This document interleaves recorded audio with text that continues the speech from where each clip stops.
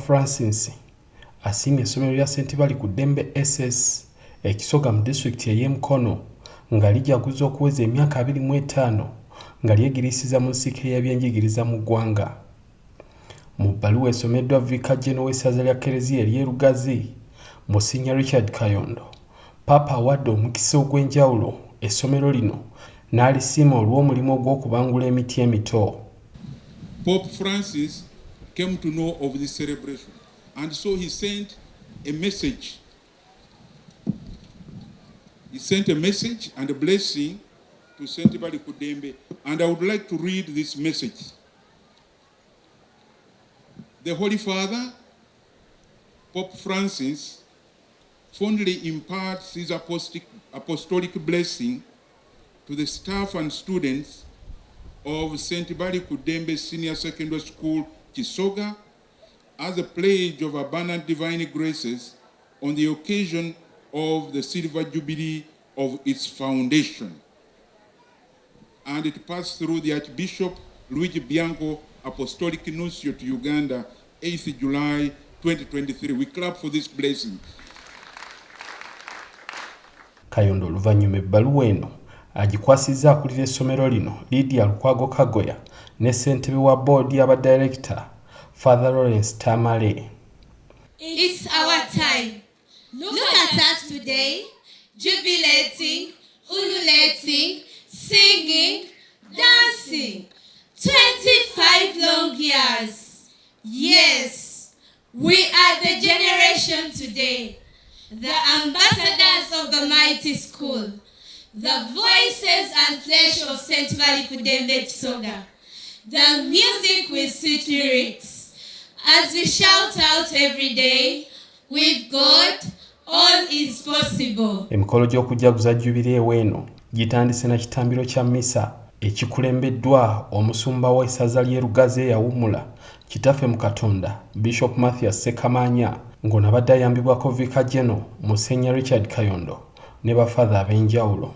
Zagenze okuwera ssaawa 4 ez'akalasamayanzi ng'omusumba Ssekamanya ne bafadha abaweredde eddala basimbye eddennyiriri wakati mu kukola obyennyimba okuva mu kwaya ekoleddwa abayizi ab'ekibiina ekya Senior 5.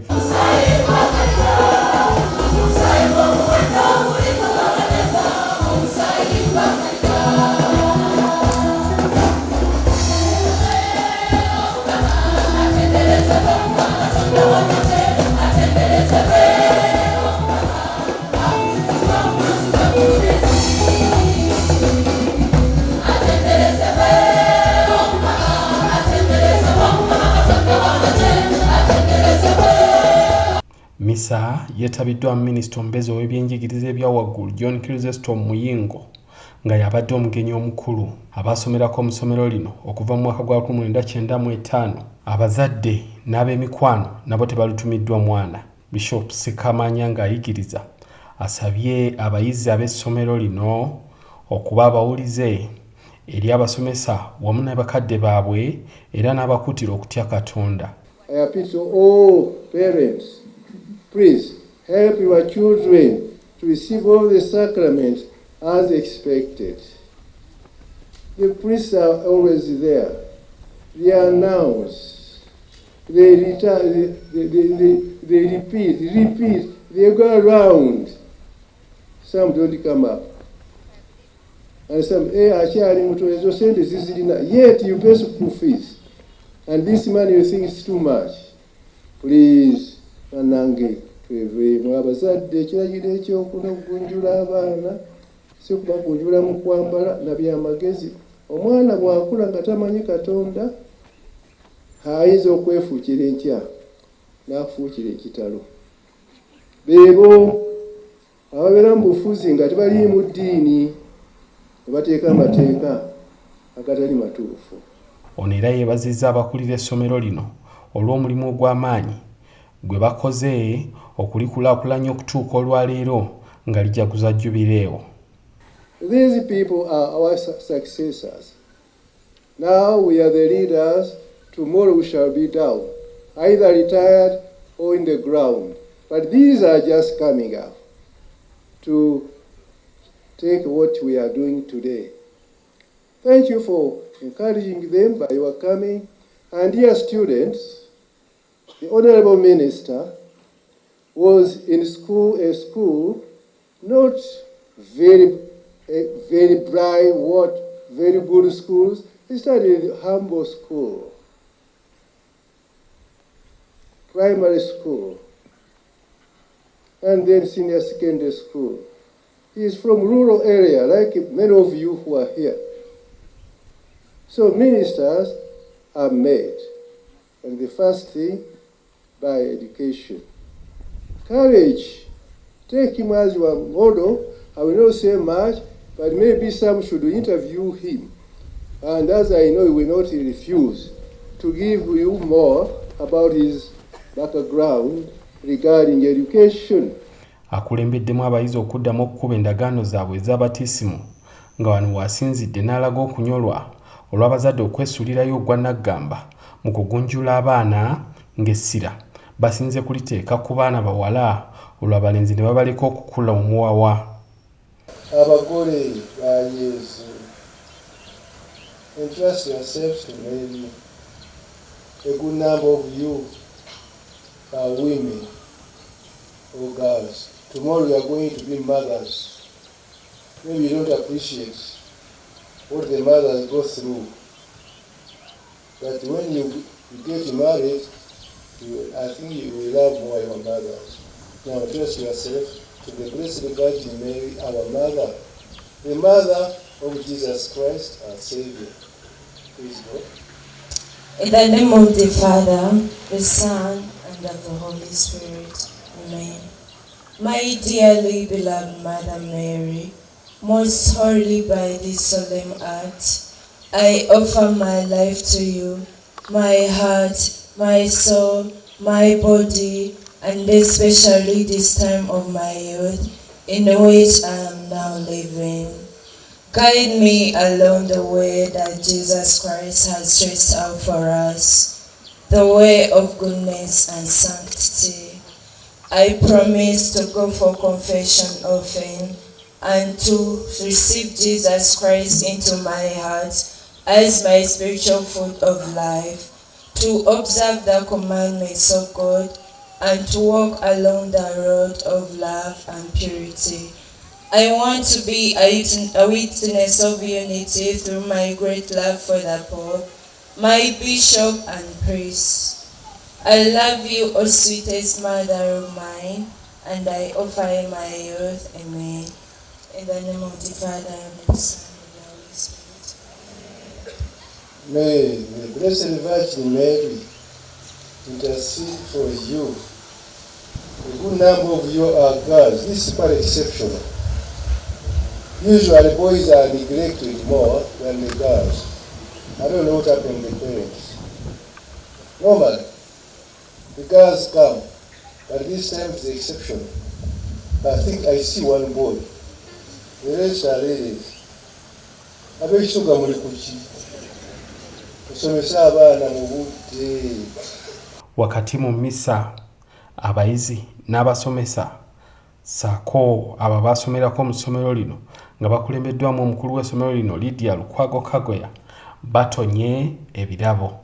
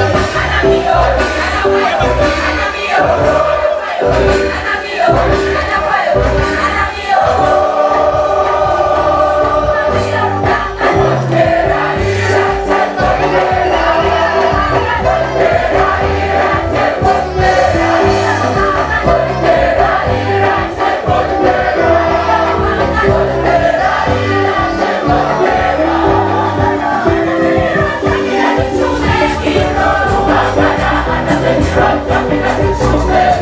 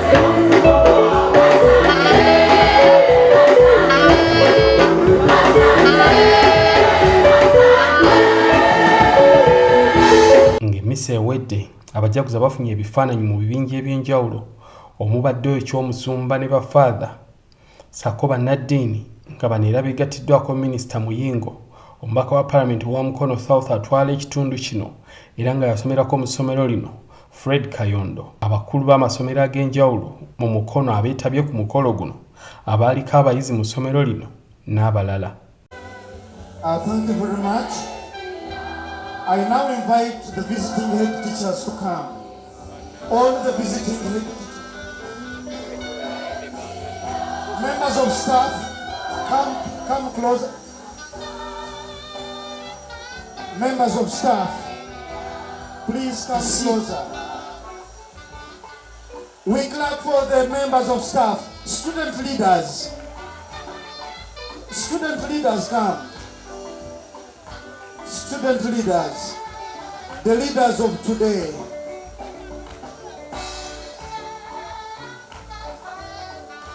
The student, the beautiful student and the bishop. Thank you very much. Dear Reverend sisters, come. Dear leaders and priests. All the students led by the area member of parliament. Thank you very much, dear religious. Now the all the students. All the students. Abalabange na museminari kati bafaza. Kyokka batutawanyako lumu. Mulimu amakulu kati n'abaana bammwe bwe mumala muzibawula baleete wano. Mu makati gaffe tulina omubaka wa paalamenti atwala ekitundu kino ate nga yasomerako wano.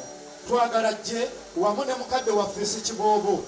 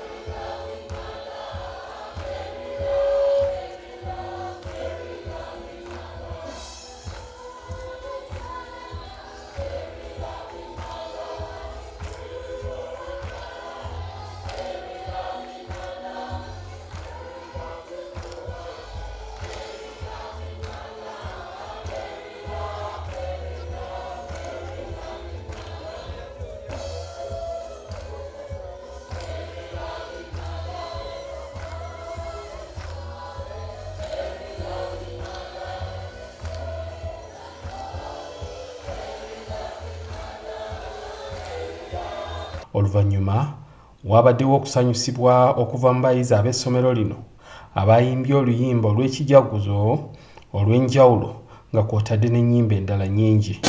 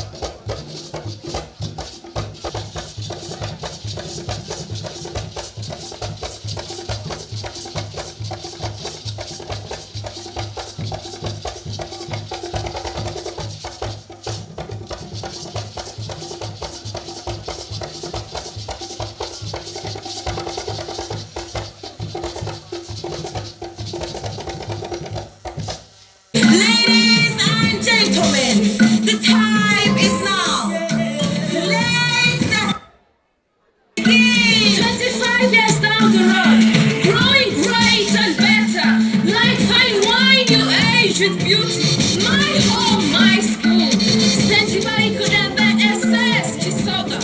Through you, generations have been nurtured. We've been here and we are here to stay. We've done it. Naye, gacha, imabaka. A home of winners. A mentor of makers. You bright and futures. My love for you is too much. St. Balikuddembe S.S Kisoga. Indeed, you have stood the test of time. We are proud to associate with you. I see a bright future ahead of you, Mama. Long live St. Balikuddembe S.S Kisoga. Long live my home. Through thick and thin, from grass to grace, we've seen you grow, spreading your wings to fly beyond horizons. It's a silver jubilee, and we will be here at 50 to celebrate you at 100. When you are celebrating 1,000 years, our great-grandchildren will be here to witness. Nations will celebrate you. Generations will embrace you. Congratulations! Congratulations! You have met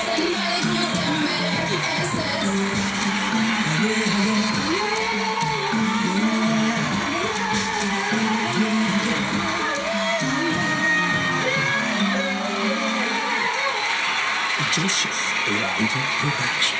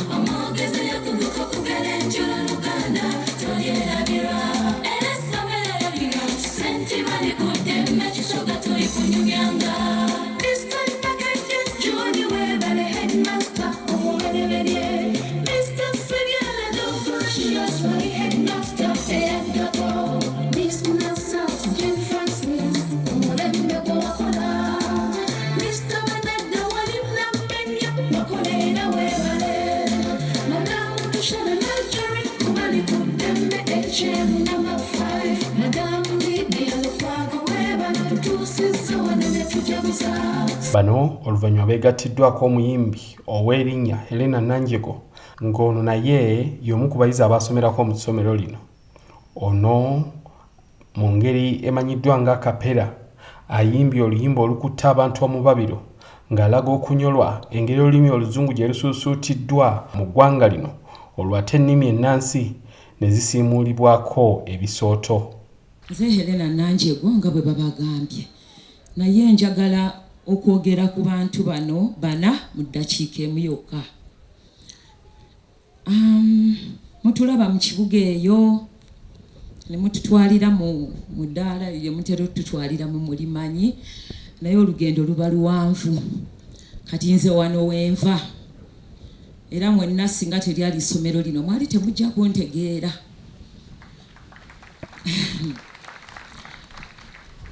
Okusoma kwange kwali kuzibu ddala era n'okutambula okujja wano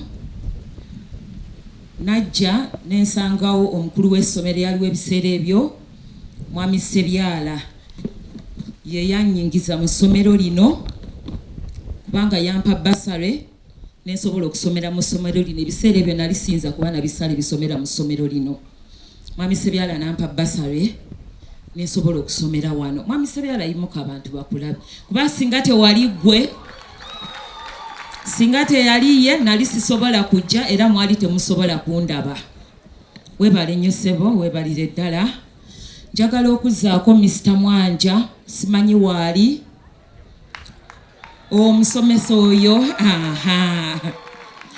Minisita Mwanja oyo yali musomesa waffe mu senior 5 ne 6. Ffe bayizi abaasooka okukola senior 6 mu ssomero lino. Naye omusomesa oyo yakola kyonna kye kitwala okulaba nga abayizi abaali basoose okukola senior 6 tuyita ate ne tugenda e Makerere ku gavumenti. Kubanga nze nagendera ku government sponsorship naye omusomesa oyo ne bwe neebaka nzuukuka ne mulowooza. Kuba singa teyali ye sandigenzeeyo. Mr. Mwanja weebale nnyo. Mr. Kiwanuka yalina kantiini wano naye ng'oluusi ssente tuba tetulina. Kabalagala, muwogo ng'oluusi atuwa n'awandiika mu kitabo, oluusi tuzitwala oluusi tetuzitwala. Kati ono gwe ngenda okusembyayo kabadde kakodyo olw'obukulu bwe mbadde nteeka omusembyayo. Bishop Ssekamanya nkwebaza nnyo kuba bwe namala okuyita mu lugendo luno lwonna ate ne ngende Makerere ku gavumenti naye ng'era ebintu si byangu. Naye yanjagala era ndowooza olw'ekitone kyange. Oba olumu naddukiranga ku ssaza eyo Namagunga ng'ebintu bigaanye. Nannyamba mu ngeri ey'okubeerayo. Sebo neyanziza nnyo neyanzeege Mukama akuwa omukisa mukadde wange. Amazima kyatandika kitya oluzungu ne lubasha mu Uganda ne mululeko okwegazanya ezaffe ne zibanga omutali balala balusomye nnyo tebalaba watali galubindi ennimi zikasangwawo tezifunye mwaganya. Ngwereka tujje tukyuse ebintu bino bye mwakyamya taata maama bye tuzze okugolola bikyukemu ebintu kifuula nnenge gye tubimanyiridde naye ekituufu tuzudde ensobi tunaatera ne tugitereza. Omuntu akaaba lulimi lwe oluzungu lwannema okukaabiramu yadde ekironga weebase mu lulw'omwojo okulootera nze ekyo ne kinkakasa nnyo ti Mukama yatonda bw'ati abantu be muleka akajanja olulimi lwagwe lwe lusooka. Akasembayo kaakano olulala kyatubuukako ofoono bwe bamupima mu kizungu bubwanvu bwe tebwawera mbuno tetumanyi ffe kupima ogwo gwatusingirayo omuzungu omusingo atyo obuwanvu kati tuyize tetujja kubeebuuzangako. Nga bino biwedde wabaddewo okwogera okw'enjawulo ng'olukiiko lw'abakulembera abayizi lwe lwatandise ng'abo obubaka bwabwe bwasinze kwesigama ku kwebaza abaateesa ne batandika essomero lino lye beenyumirizaamu ennyo. My name is Amato Chiraboshan Rachel, the head prefect of this mighty institution. Our school is a home away from home to us. We therefore request you, our main celebrant and other guests, to feel at home and enjoy the same Balikuddembe ambience. As we may all know, a journey of 1,000 miles starts with a step. Way back in 1995, when the late Father Benedict Byagioli founded St. Balikuddembe S.S Kisoga, a school which started humbly with its premises as a parish church, is now a giant and great school, thanks to the vision and determination to our founders. Together with the intercession of Mother Mary and our patron, Saint Joseph Mukasa Balikuddembe. We stand to celebrate our Silver Jubilee in pride in the presence of our Bishop Mathias Ssekamanya. With sincere gratitude, we appreciate our former head teachers who are here with us to celebrate this momentary day. Essomero lino lyatandikibwa Father Benedict Byagioli mu mwaka gwa 1995 lyaweza emyaka 25 mu mwaka gwa 2022 wadde nga mu kiseera kino eggwanga lyali mu muggalo nga n'amasomero gaggaddwa nga y'ensonga lwaki ebijaguzo bino bikwatiddwa nga essomero liweza emyaka 28. Omukulu w'essomero Lydia Kagwe mu kwogera kwa lambuludde gye nvuddewo essomero lino era n'amenya ebirungi enkumulitu Katonda byasobodde okubatuusaako mu myaka 25. The school recently drilled a borehole and has given safe water to the neighboring families. This was launched on Wednesday, 5th July, by Honorable Fred Kayondo, as a way of giving back to the community. The school relationship with other schools such as St. Joseph's Nagalama, Seta High Schools, St. Mary's College Lugazi, Mount St. Mary's Namagunga, Namiryango College, Our Lady of Africa, and all the essential schools, secondary, has been one to pride in. Our chief guest, ours is cooperation, not competition. We share and learn from each other. In co-curricular activities, St. Balikuddembe is known for promoting the talent of singing over the years. It has produced many prominent icon singers of this country. Many thanks go to Sir Paul Saka, our right and composer of all St. Balikuddembe songs. Kagoya asomya abayizi abayitirako mu ssomero lino nga basoma ne bafuuka abantu ab'omugaso mu ggwanga okuli bafaatha, ababiikira, badokita, bayinginiya, abayimbi ab'amanyi okuli Rema Namakula, Helena Nanjego, Yoyo nga amatuufu ye Martin Nkoyoyo n'abalala bangi. In line with above, our chief guest, it is my pleasure to recognize the following. We have those that are icon singers of this country. We have Miss Rema Namakula. She went through this school and she's one of the prominent singers that we have. She was supposed to be here with us, but I expect her anytime she can arrive. We have Mrs. Nanjego Helena Saka. She's also one of our oldest students. Mr. Nkoyoyo Martin, I don't know whether he has come. Nkoyoyo, wherever you are. We have May Ruth. I don't know whether she's here. Those are some of our icon singers of this country. Our school has also participated in sporting activities such as football, basketball, netball at both district and national level. We strongly encourage our children to join clubs like drama, debating, Region of Mary, Interact, Church Choir, Writers Club, Patriotism, Sports, DIY, School Choir, name it. Such clubs, our chief guests, assist our children to improve on their personal relations and also make our children more knowledgeable and care for the others.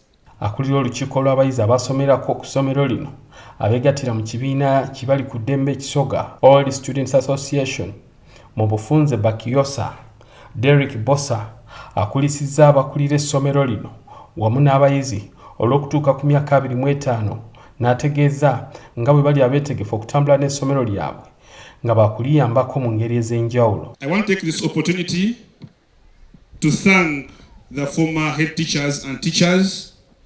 I do not have the audacity to make you stand, but I want to thank you from the bottom of our hearts for the great work that you did for us to see that we become responsible citizens of this country.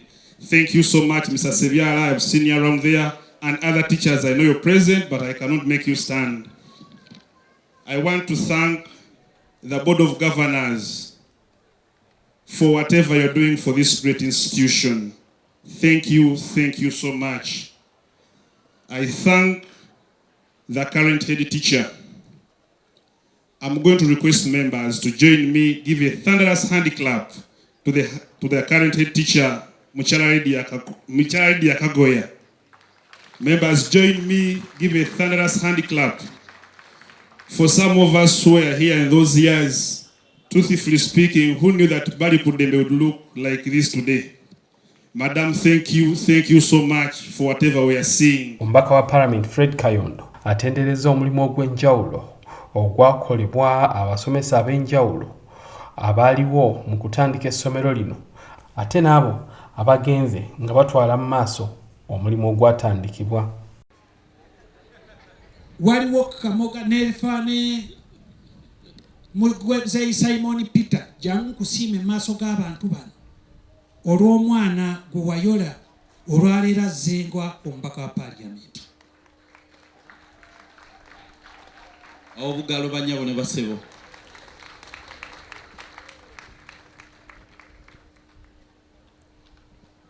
Njagala nkwateko mu nsawo ng'okusaaliza nti omwana bw'omuyisa obulungi ali kusiima maaso g'enkuyanja y'abantu neyanzeege master. Mwebale nnyo mwebalira ddala okumpuliriza ku lwa Katonda n'ensi yange omukama abampeera w'e Masaka. Naye ye kyakoze akutta omusango omanyi bwe gugaana emukono oguzaawa mu kooti, ye ezize ziri mu kooti. Abaye tumukubire mu ngalo. Y'omwami wa Kabaka amulamulirako essaza ly'e Kyaggwe Elijah Boogere Lubanga Mulembya naye yeebaziza Klezia olw'okutandikawo essomero lino eryongedde enkulaakulana mu kitundu omulina okutuusa empeereza ezitali zimu eri abantu mu byalo eby'enjawulo ebiriraanyeewo. Okusookera ddala njala kwebaza abatandisi ba ssomero lino. Essomero lino lyatandika ndi chairperson wa Kisoga yonna eyawamu. Lyatandika mpola mpola naye njagala okwebaza nnyo nnyini abatandisi b'essomero lino kubanga ekitundu kyaffe kino kyali mabega nnyo mu byenjigiriza era kikyuse nnyo olw'amasomero gaffe gano ag'ekyokulabirako naddala St Balikuddembe. Emyaka 25 tugijaguza nga gya ddala mulimu ebibala bingi. Ekitundu kino kyalina okusoomozebwa kungi mu byenjigiriza n'ebintu ebikozesebwa mu bulamu bwa bulijjo. Njagala okwebaza atajjukira tasiima bakadde baffe batonera ekitundu kino. Twalina ebizibu by'amazzi ng'amaka nga tebasosoddemu ddiini yonna. Ndi musajja mukristaayo naye ndi omu ku abo abasobola okufuna ttanka ezo nga zivudde wano ku ssomero lino. Mwebale nnyo mwebalidde tubakubireko mu ngalo. Mulabiridde abantu bangi abeetaaga okubeerwa. Mukimanyi bulungi pulogulaamu ezisinza obukulu n'ezaagaza ekitundu kino kwe kuzimbira abantu amayumba abeetaaga okubeerwa. Ensonga eno nkulu nnyo kubanga bye bimu ku nnyingo mu Bwakabaka gye tukulembeza. Twekubireko nnyo mu ngalo kubanga atasiima tajjukira. Ye Minisita omubeezi w'ebyenjigiriza ebya waggulu John Chrysostom Muyingo alaze essanyu olwa Klezia okukwasiza ku gavumenti ng'ezimba amasomero n'okugalabirira ne gasigala nga gawa abaana b'eggwanga ebyenjigiriza ebiri ku mutindo. I bring very warm and prayerful greetings from Mama Janet Kataha Museveni, the Minister of Education and Sports.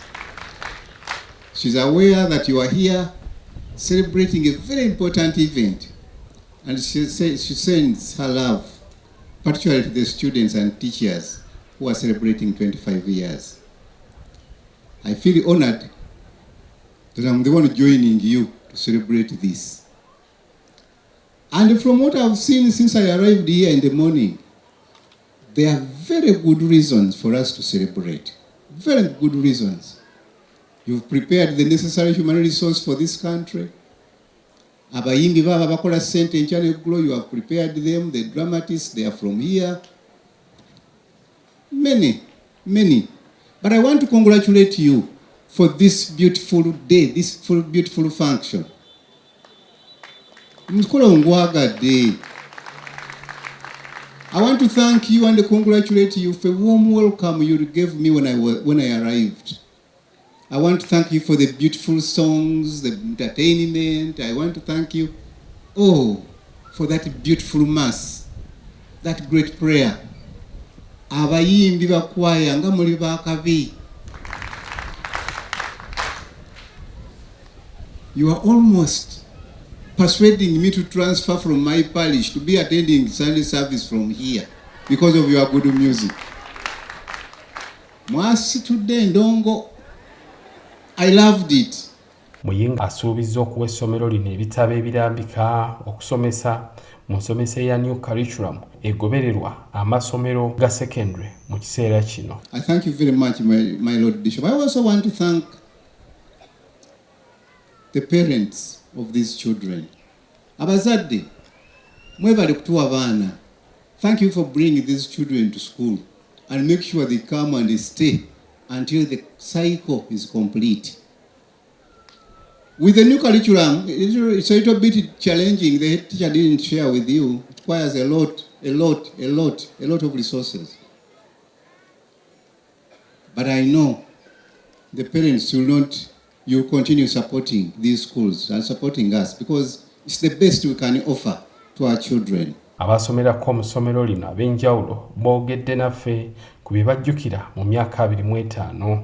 Nsanyusa okubeera wano ku ssente Balikuddembe S.S Kisoga. Of course amanya n'eddoboozi yenze Martin Nkoyoyo. Oba basinga gwe bamanyi nga yo. Owaye gw'omukyala nzana.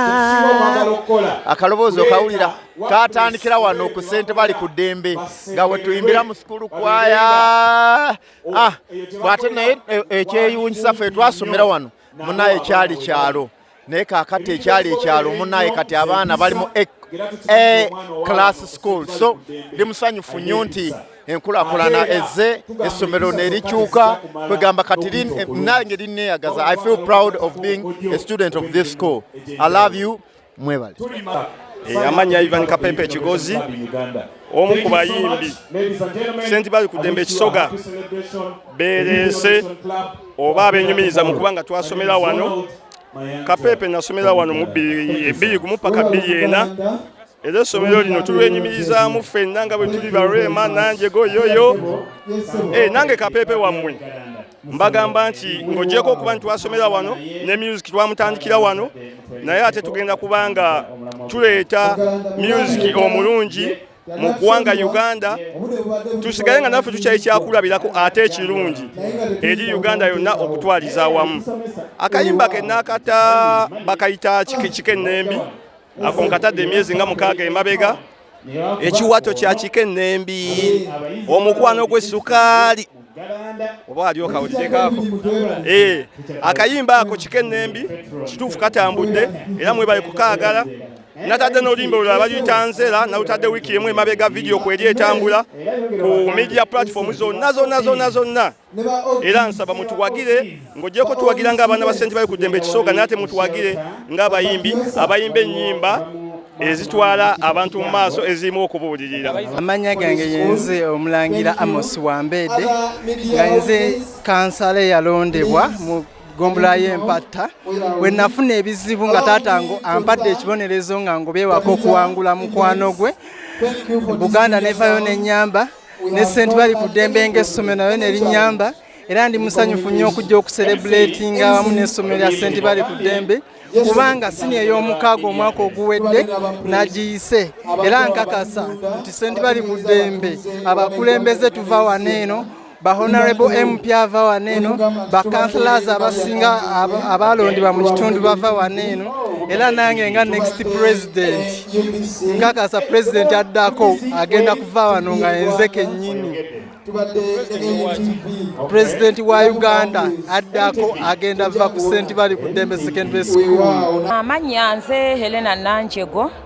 St Balikuddembe eno naliwo mwaka gwa 98 we najjira 2009 nenvaawo, nasomerawo senior 5 ne 6.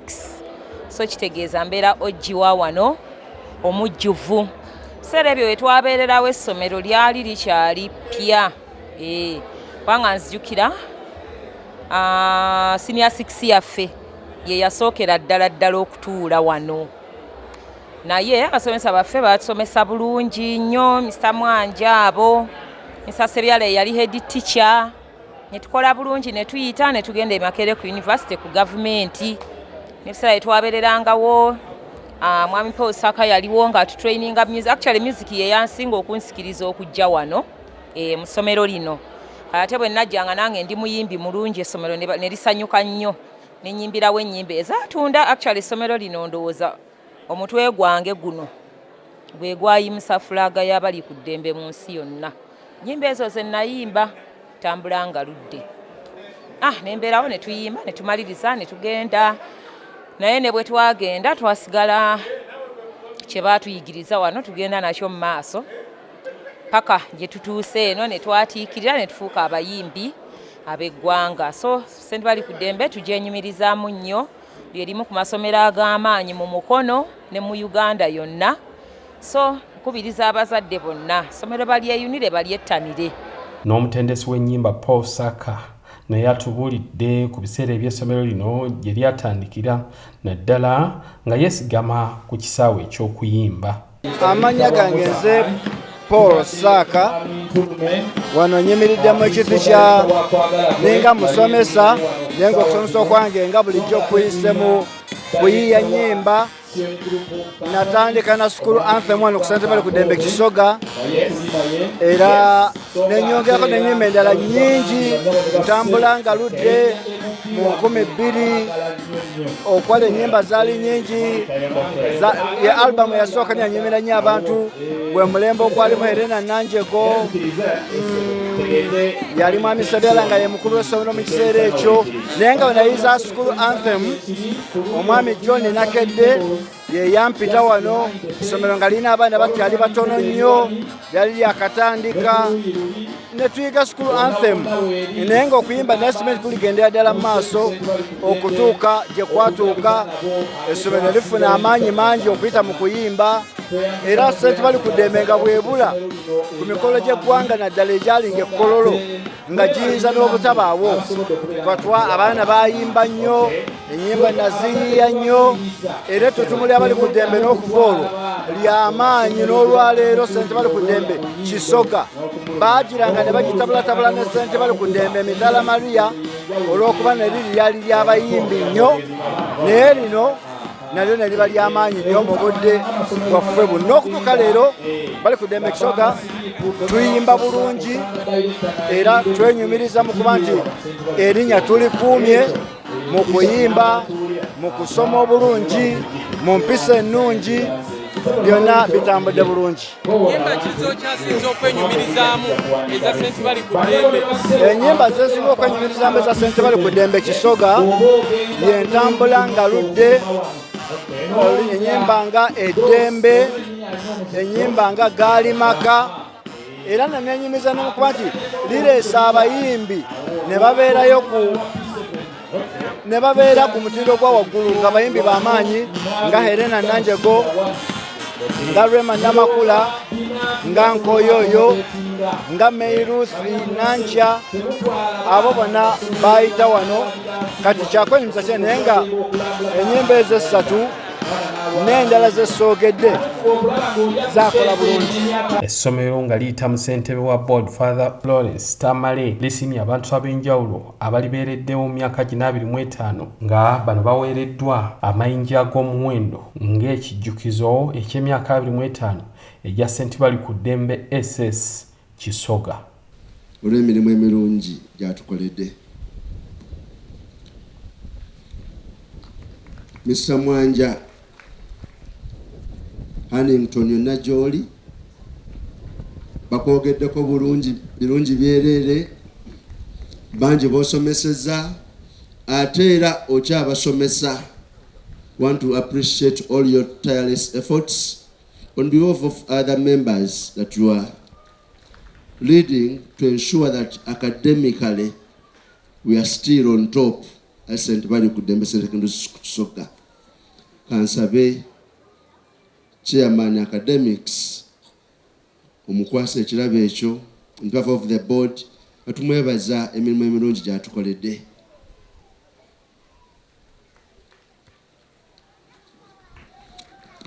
Want to call upon Mr. Chiyaga David. You've already taken our minutes as we sit as the board and even other crucial meetings. Want to appreciate your efforts in a special way. Please come forward.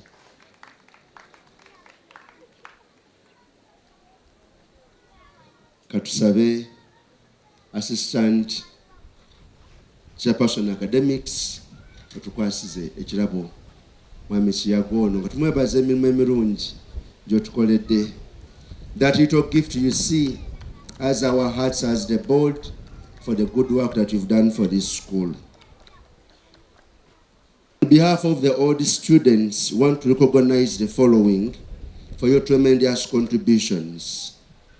Reverend Father John of God Masaba, you've always done us good. Tukusabojje maaso olw'emirimu emirungi gy'otukoledde ng'essomero, ssebo tweyanza nnyo tweyanzeege.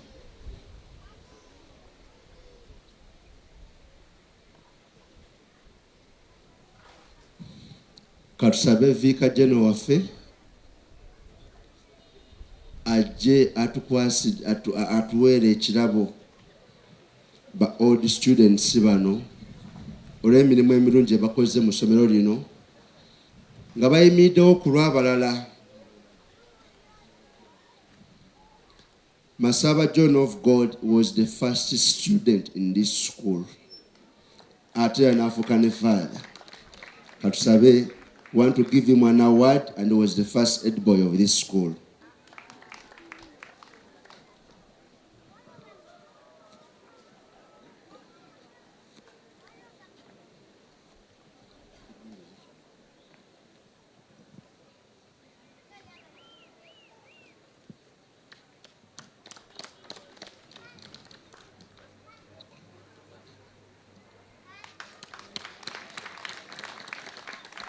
Dr. Mukalazi Henry Obi Wafe atera nga ye proprietor of Herona Hospital. Want to thank you especially for your contributions towards this school as you celebrate its 25 years. You've always been there for this school in a special way. Mr. Nkoyoyo Martin, wonna wooli tukusaba ojje mu maaso tukwebaza mu ngeri enjawulo n'emirimu emirungi okoledde ekifo kino. Twagala okuyita Reverend Father Cheyune Robert olw'emirimu emirungi gy'okoze mu ssomero lino. Reverend Father Ponsiano Musoke,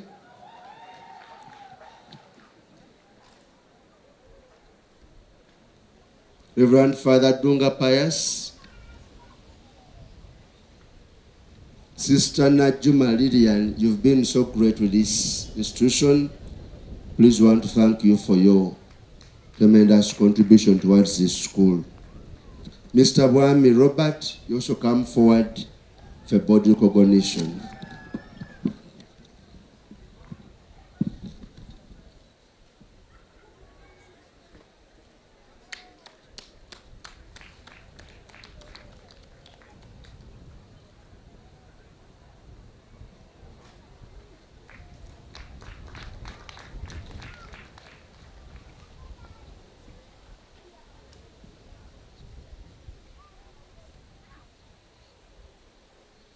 Want to call our own Nanjego, Mrs. Saka.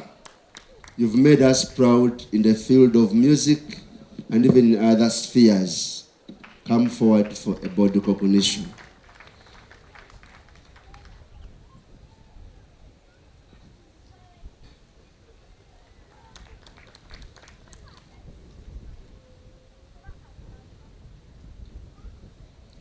Dr. Mukalas, wherever you are.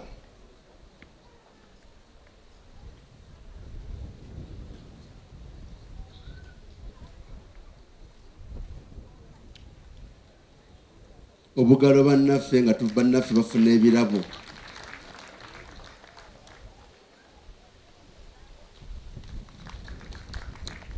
Want to call upon Sir Paul Sack.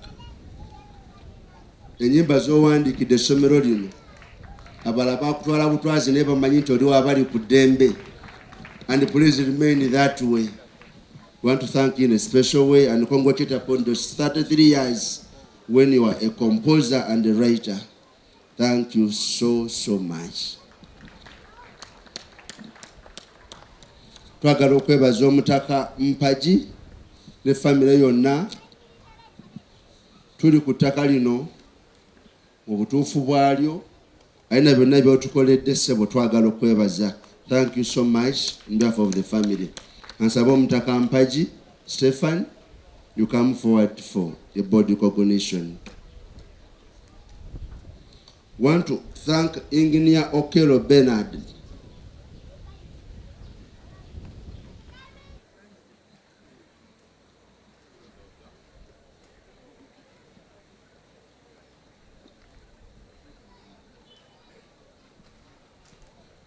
Bishop. This one is for Bishop Kakoza. Is it too heavy? But I think you are the right person to take Bishop Kakoza as a gift, not Monsignor. Bishop, the last one I'll ask. This one I'll hand over myself. Monsignor Kakoza, Maya Monsignor Kayondo. Wherever I go, wherever I visit my schools, I find your name. If not in the visitors' room, the visitors book somewhere on the walls. We want also to thank you for supporting education and supporting the church. And we are handing over this just to say thank you very much, and we want more support, especially when it comes to the land where I'm going to build my secondary school. This one, Mumpere. Monsignor is my...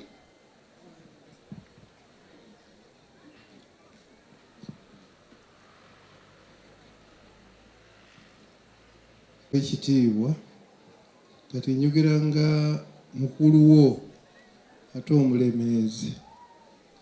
Taata wo teyali ticca anti siri ayolesa mubiri. Taata wo n'owange bageza nnyo okulomotinga essomero ly'e Mulaki.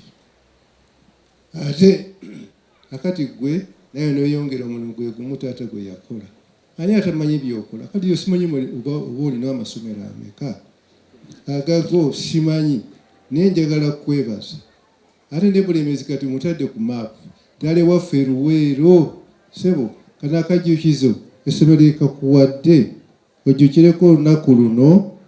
Ate ebitabo otuweereza n'ebirabo ebikusaba ojja bituwa.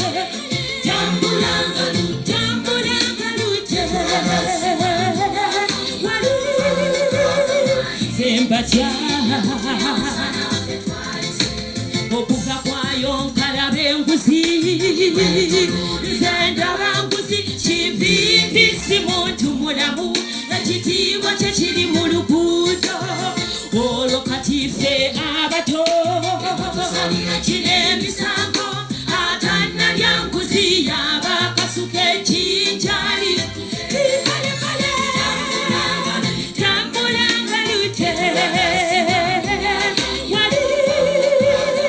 Sympatia.